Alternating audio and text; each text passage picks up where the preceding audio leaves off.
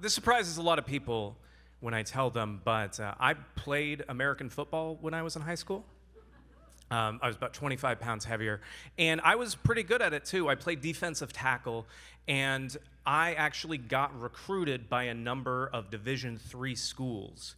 And I thought my junior year of high school that I was going to play football in college. And I was also a really good student. Like, I was the student on the football team that at the beginning of every season, I had to give my coaches my class schedule. So a couple days later, several other football players would show up in my class. And then my second game of the year would be to make sure those people passed the class, which I did a very good job of. And I thought, eventually maybe I could get into a Division II school. Like, I wasn't that talented, I couldn't get Division I. And I had my opportunity because at the last game of the season, we were gonna play a game against the football team Chaparral. It was Phoenix, Arizona. It was very hot. Despite it being Arizona, we still played in August and September, right? And it was so hot that when we sweat on our night games, you could see the steam coming off of our bodies.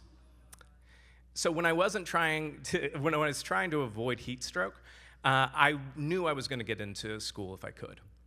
And that last game of the season was my final chance my junior season. We were playing the team, and they had beaten every team in the division by like 30 or 40 points. We were not going to win. But I knew that if I got one good playoff, I might be able to get on the radar of some of those scouts that were in the crowd because the team was so good. And so one play, I'm chasing after the quarterback. I'm within feet or meters of him, I don't know. And I could have jumped at him and dragged him down, but that didn't happen because the running back blindsided me, knocking me up in the air, and I hit the ground and I smashed my head. For those of you that are more familiar with hockey, it's like being blindsided into the boards, but instead of glass, you hit the ground. Yeah. And so I got up, and I felt like I had been hit by a truck. All of the air was out of my body, and I looked to the sideline I was nearest to. It was next to the other team's sideline, and the kids were laughing at me, but all of the adults were worried. And so I knew something bad had happened, so I tried to jog back to my sideline, and every step hurt more.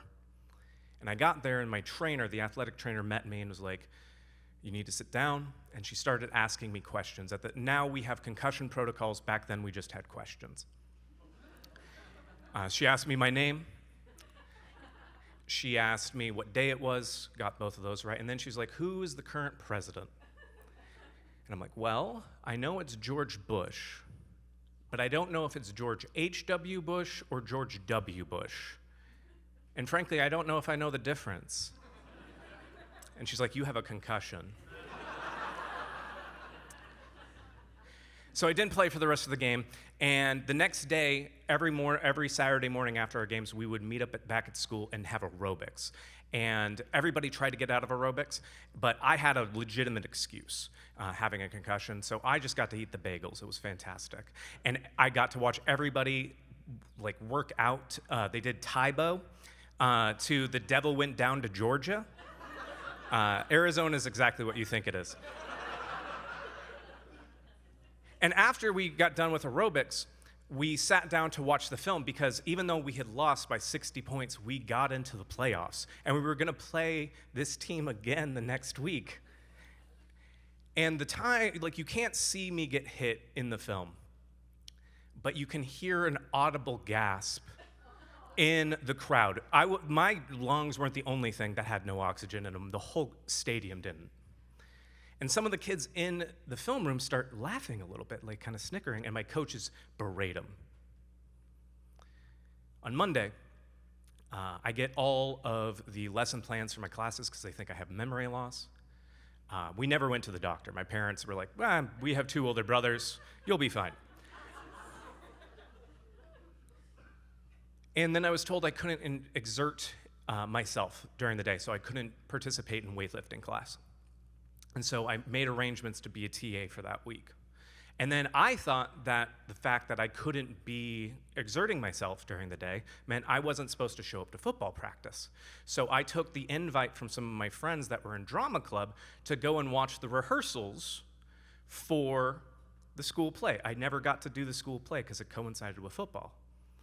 And I was like, this is really amazing after school. Like, they come and they support one another, and like they say nice things. They have snacks at any time you want. This is great. And then I checked my phone, and I had 15 missed calls from my coach asking me where I was. So I walked briskly to the field and got yelled at a little bit. And then for the rest of the week, I was expected to participate. The next day, I had my CD player with little speakers on it, and right before I put the headphones in, I pressed play on the mixtape my brothers had made me. And it started playing the first few lyrics of the Violent Femmes' Kiss Off. I need somebody to talk to. And that was enough for one of the kids on my team, Lawrence, to be like, hey, you like the Violent Femmes? I'm like, yeah. They're my favorite German band. They're not German. They're from Milwaukee, which has a high German population. But I didn't know that. I don't know why in that moment, that awkwardness, that's how I chose to respond. And he was just confused. So we practiced that day. We didn't talk about it. After school, as I'm leaving, as my brother picks me up, I realize, oh my God, I have messed up the opportunity to become friends with this kid. Like, he was reaching out. We could have connected over the song. And we go to the gas station, my brother and I see Lawrence. I'm like, I have an opportunity. I get a second chance of becoming friends with this. I finally can be friends with somebody on the football team. And so I go up and I'm like, okay, I could talk about the Violent Femmes. I could talk about Iggy Pop. I could talk about the football and how we're going to lose again, but it's going to be a lot of fun, right? And instead I ask, have you been studying for the SATs? As he places a 30-pack of beer on the counter, and then he hands the cashier his fake ID. And my brother makes eye contact with the cashier. The cashier looks at my brother, and then Lawrence promptly gets his fake ID taken away. And I realized I have ruined my chances with this guy. And the next day, to make matters worse, he was looking for me when I got to school. He was out for blood. I had gone from potential friend to legitimate enemy in less than 24 hours. And I avoid him all day, and I get to practice early, and I dress out, and he confronts me right before we go to practice, and he says, you never had a concussion. You are responsible for getting my fake ID taken away. You don't deserve to be on this football team. And then he punched me. And I was completely dressed out. I literally could have fallen on this guy. I outweighed him by like 60 pounds, you know? That's not what I do. Instead, I hugged him. And I held him close, his arms stiff at his sides, trying to wiggle out. And I say something that I learned later was another misremembered Violent Femmes lyric. But I say, hold me, hold me, hold me.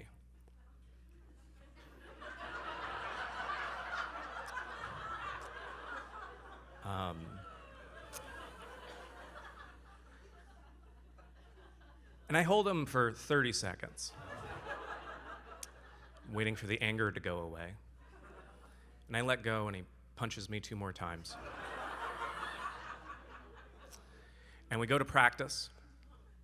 Nobody says anything, just like the day before. And, you know, I'd like to say that the next year I didn't play football, and I just went to do drama like I would wanted to, but that's not true. I played football again. But I did decide not to go and play football in college, regardless of where I could get in. So the summer after my freshman year of college, when I found a bunch of recruitment letters my parents had lost, I wasn't mad at them. I was thankful. Thank you all very much.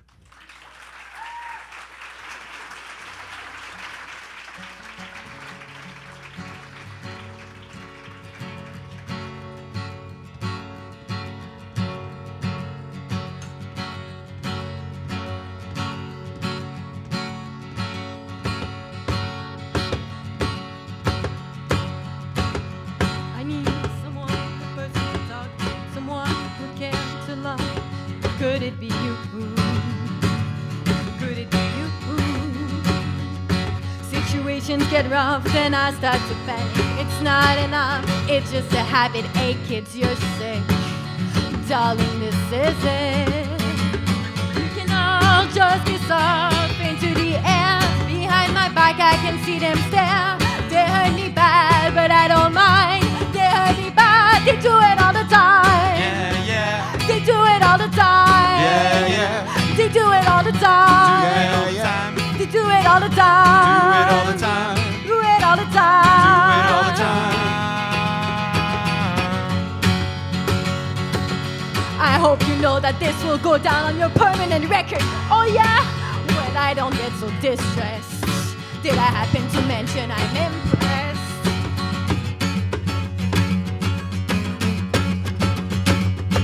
I take one cause you left me, and two for my family, and three for my sorrow, and four for my head again, five for my lonely, and six for my sorrow, and seven for no tomorrow, and eight forget what Hayes was for, and nine for a loss, but 10 for everything.